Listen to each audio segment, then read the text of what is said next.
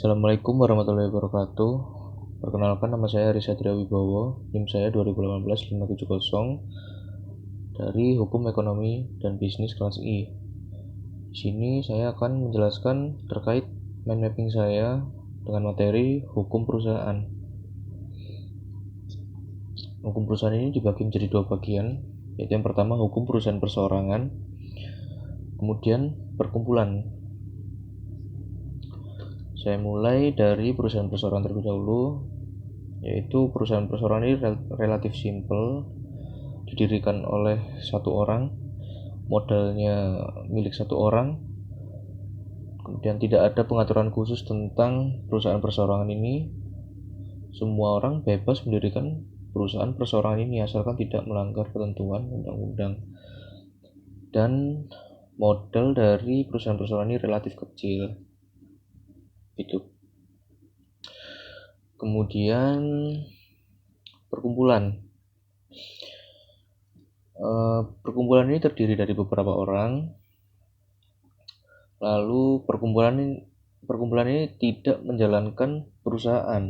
Ini diatur dalam buku ketiga bab ke-9 BW. Dan apabila menjalankan perusahaan itu disebut dengan persekutuan. Nah, kemudian perbedaan antara persekutuan bukan badan hukum dan persekutuan badan hukum. Jadi persekutuan ini terdiri dari dua ya, itu persekutuan badan hukum dan persekutuan bukan badan hukum. Nah, perbedaannya itu terdapat di pendiriannya, yaitu jika badan hukum harus ada izin dan pengesahan dari pemerintah. Kemudian jika bukan badan hukum itu hanya berdasarkan kesepakatan para pihak. Saja. Kemudian badan hukum dapat melakukan perbuatan perdata, bisa menggugat maupun digugat. Tetapi jika bukan badan hukum itu tidak dapat melakukan perbuatan tersebut atau tidak dapat melakukan perbuatan perdata. Dan badan hukum ini pertanggungjawaban utang piutang perusahaannya hanya terhadap harta perkumpulan saja. Tapi jika bukan badan hukum itu pertanggungjawaban utang piutang perusahaan itu terhadap harta perkumpulan dan harta pribadi. Ini diatur dalam pasal 1131 BW. Kemudian saya mulai dari persekutuan badan hukum terlebih dahulu, yaitu PT atau perseroan terbatas. Definisi dari PT terdapat di dalam pasal 1 huruf I Undang-Undang Nomor 40 Tahun 2007. Kemudian persyaratan pendirian PT itu yang pertama perjanjian antara dua orang atau lebih. Kemudian yang kedua dibuat dengan akta autentik di depan notaris dengan modal dasar. Itu adalah persyaratannya. Kemudian yang kedua ini prosedur pendirian, yaitu yang pertama pembuatan perjanjian tertulis, yang kedua pembuatan akta pendirian di depan notaris, yang ketiga pengesahan oleh Menteri Hukum dan HAM, kemudian yang keempat didaftarkan perseronya di Kepaniteraan Pengadilan Negeri, dan yang terakhir diumumkan dalam lembaran tambahan berita negara Republik Indonesia. Permodalan dan saham perseroan ini diatur di dalam Undang-Undang Nomor 40 Tahun 2007. Khusus yang berkaitan dengan modal ini ditetapkan bahwa besar modal dari PT ini paling sedikit 50 juta rupiah. Kemudian modal yang ditempatkan paling sedikit 25% dari modal dasar. Yang ketiga, undang-undang mengatur klasifikasi saham dapat lebih dari satu. Dan yang keempat, undang-undang PT mengatur pecahan nilai nominal saham. Dan yang terakhir, di dalam PT ini diberikan kemungkinan kepada karyawan untuk memiliki saham. Gitu. Kemudian macam-macam PT berdasarkan modal yang dimiliki, yaitu yang pertama PT tertutup, yang kedua PT terbuka, yang ketiga PT umum, dan yang terakhir PT perseorangan. Itu adalah penjelasan dari PT. Kemudian kita beralih ke persekutuan badan hukum koperasi. Koperasi diatur dalam Undang-Undang Nomor 25 Tahun 1992 tentang perkoperasian. sebagai pengganti Undang-Undang Nomor 17 Tahun 1967. Dalam pasal 1 angka 1 Undang-Undang Perkoperasian, pengertian koperasi sendiri yaitu koperasi adalah badan usaha yang beranggotakan orang-orang atau badan hukum koperasi dengan melandaskan kegiatannya berdasarkan prinsip koperasi, sekaligus sebagai gerakan ekonomi rakyat yang berdasar atas asas kekeluargaan. Kemudian tata cara pendirian koperasi, itu yang pertama rapat pembentukan, kemudian yang kedua permohonan pengesahan. Kemudian perangkat organisasi koperasi menurut Undang-Undang pasal menurut ketentuan pasal 21 Undang-Undang Nomor 25 Tahun 1992 terdiri dari yang pertama rapat anggota, yang kedua itu pengurus koperasi, dan yang ketiga itu pengawas. Itu adalah perangkat organisasi koperasi. Kemudian kita beralih ke persekutuan badan hukum yayasan. Berdasarkan pasal 1 angka 1 Undang-Undang Nomor 16 Tahun 2001 tentang yayasan. Yayasan adalah badan hukum yang terdiri atas kekayaan yang dipisahkan dan diperuntukkan untuk mencapai tujuan tertentu di bidang sosial, keagamaan, dan kemanusiaan. Jadi 3 itu adalah tujuan dari yayasan itu sendiri, yaitu bidang sosial, keagamaan, dan kemanusiaan.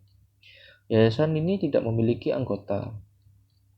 Kemudian pendirian yayasan itu yang pertama dengan akta notaris, yang kedua disahkan oleh Menteri Kehakiman dan HAM, dan yang ketiga ini diumumkan dalam lembaran Berita Negara Republik Indonesia. Kemudian organ yayasan ini ada 3, yaitu yang pertama pembina, kemudian yang kedua pengurus, dan pengurus ini terdiri dari ketua, sekretaris, dan bendahara, dan yang terakhir yaitu pengawas. Kemudian kita telah membahas persekutuan yang berbadan hukum, sekarang beralih ke persekutuan yang bukan badan hukum. Yang pertama ada persekutuan perdata atau Masyaf. Ini merupakan perkumpulan yang didirikan atas dasar perjanjian yang bersifat konsensual atau kesepakatan para pihak. Persekutuan perdata atau Masyaf ini menurut pasal 16-18 itu adalah perjanjian antara 2 orang atau lebih yang mengikatkan dirinya untuk memasukkan suatu inbreng ke dalam persekutuan dengan maksud membagi keuntungan yang diperoleh karenanya.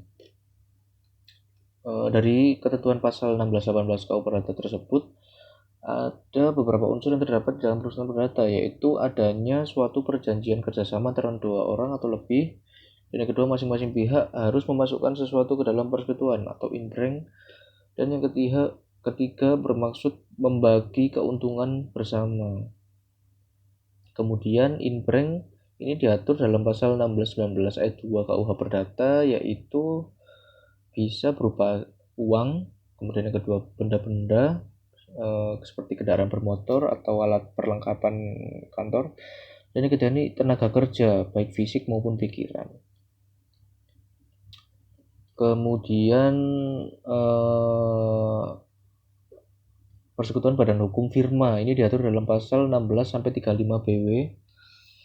Pendirian dari firma ini didirikan dengan akta notaris, didaftarkan di Kepaniteraan Pengadilan Negeri di daerah hukum di mana firma tersebut berdomisili, dan harus diumumkan di Lembaran Berita Negara Republik Indonesia. Tujuan dari pendaftaran dan pengumuman akta tersebut adalah agar pihak ketiga yang mengadakan hubungan hukum dengan firma tersebut dapat mengetahui secara benar dengan siapa harus bekerja sama. Kemudian firma ini merupakan persekutuan dengan nama bersama.